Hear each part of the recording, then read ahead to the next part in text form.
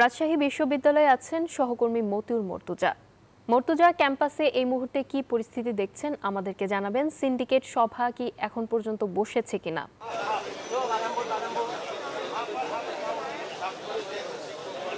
রাজশাহী বিশ্ববিদ্যালয় কিন্তু গত কয়েকদিন থেকে উত্তাল।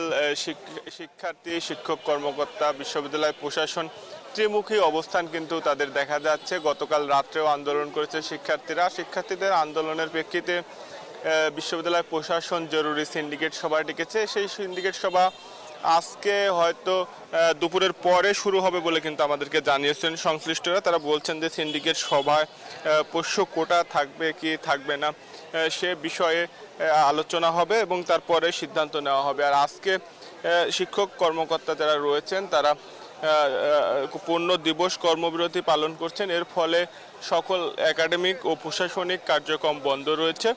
তারা বলছেন যে গতকালকে উপাচার্য প্রশাসনকে যে লাঞ্ছিত করার ঘটনা ঘটেছে সেই ঘটনার সুষ্ঠু বিচারের দাবি জানাচ্ছেন এবং একই সাথে প্রাতিষ্ঠানিক সুবিধা হিসাবে পোষ্য কোটা যেন পুনর্বহাল করা হয়েছে সেটা যেন বাতিল না হয় সেই দাবি কিন্তু তারা বলছেন যদি তাদের প্রাতিষ্ঠানিক সুবিধা হিসাবে অন্তর্ভুক্ত পোষ্য কোটা বাতিল করা হয় তাহলে তারা কঠোর আন্দোলন গড়ে তুলবেন এবং তাদের যে পূর্ণ দিবস কর্মবিরতি সেটি অব্যাহত থাকবে। আর এর পাশাপাশি শিক্ষার্থীরা বলছেন যে কোনোভাবে কোনো কোটা ব্যবস্থা মেনে নেওয়া যাবে না। জুলাই পরবর্তী সময়ে কোনো ধরনের কোটা বা বিশেষ সুবিধা দিয়ে বৈষম্য সৃষ্টি করলে শিক্ষার্থীরা আবারও রাজপথে নামবেন, তারা আন্দোলন গড়ে তুলবেন।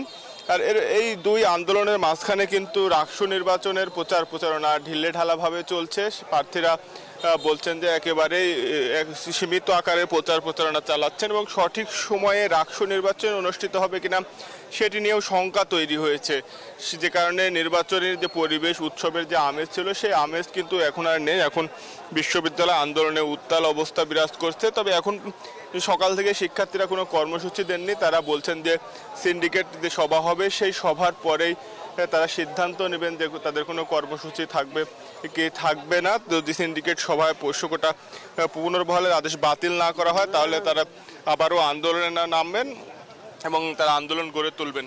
সব মিলিয়ে কিন্তু রাকসু নির্বাচনের যে প্রচারণা উৎসবের আমেজ ছিল সেটি কিন্তু এখন আর ক্যাম্পাসে নেই। এখন একটু আন্দোলন মুখর ক্যাম্পাস হয়েছে রাজশাহী বিশ্ববিদ্যালয়।